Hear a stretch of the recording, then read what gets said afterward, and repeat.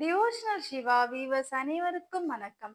இந்த வருடம் தமிழ் புத்தாண்டானது சிவபெருமானுக்கே உரித்தான திங்கட்கிழமை என்று மலர்ந்து இருப்பதால் சென்னை கொரட்டூர் பிராமன் தெருவில் அமைந்திருக்கும் அருள்மிகு காமாட்சி அம்மன் சமேத கைலாசநாதர் ஆலயத்தில் அவருக்கு அபிஷேகங்கள் ஆராதனைகள் அனைத்தும் நடைபெற்றது.